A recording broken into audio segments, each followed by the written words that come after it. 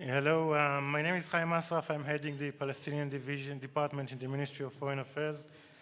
I'd like to touch upon three very quick issues that has to do with the way the Palestinians are seeing the September events or the upcoming September events.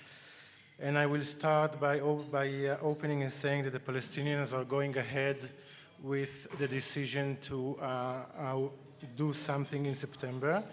The decision was taken 2 days ago, and we think that the Palestinians will go for recognition of an independent state in September in the UN. From our point of view, we think that the Palestinians are going for the maximum cause, are going on a maximalistic level. We have to emphasize that only until a few days ago, the Palestinians themselves were not sure on what exactly should they do. There were more than one voice, several voices. Some of them even thought out loud whether or not it's going to be productive or counterproductive for the Palestinian cause if they continue with the plans for September. So eventually, 2 days ago, the decision was taken, and I think from the Palestinian eye, they are going full ahead, and the train has left the station. One of the acts that the Palestinians has done for be more prepared for the Palestinian for the September events was the recognition and reconciliation agreement between Fatah and the Hamas. This was taking part in Cairo at the end of April. It was kind of a surprise for the international community at large. And I want to touch upon two issues on this aspect. The first one, and the most important for the September events, is the fact that we think that the Palestinians or the Fatah and the Palestinian Authority has decided to do so just for the sake of be better prepared for whatever is going to be happening in September in the UN, in the sense that they will be able to show that they are governing the whole of the territory of the Palestinian state to be, and the whole of the population of Palestinian population, i.e. the one in the West Bank and the one in Gaza.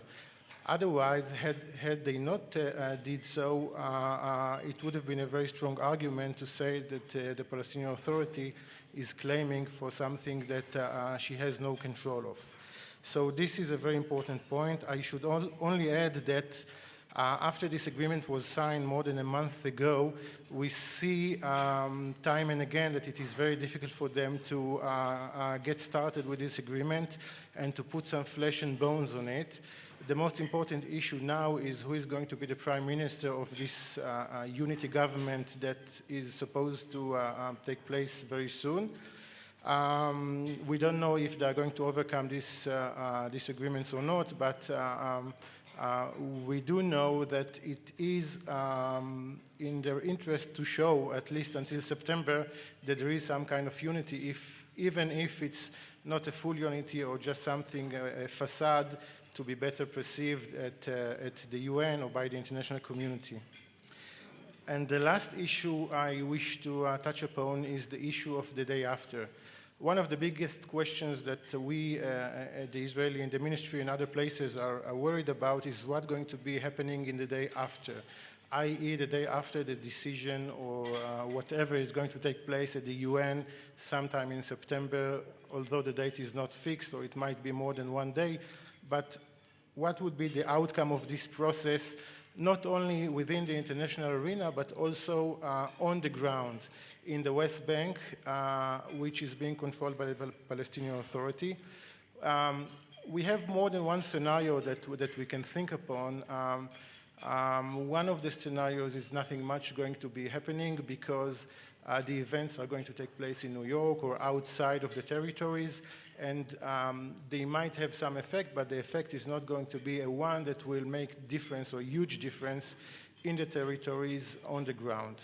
The other scenario, and I'm giving you only the most extreme scenarios, is the other way around, who says that the events in September in the UN are going to be so dramatic, and this issue is going to be such a big issue for the Palestinian population at large, on the one side, and on the other side, events on the ground will have no meaning, nothing is going to happen.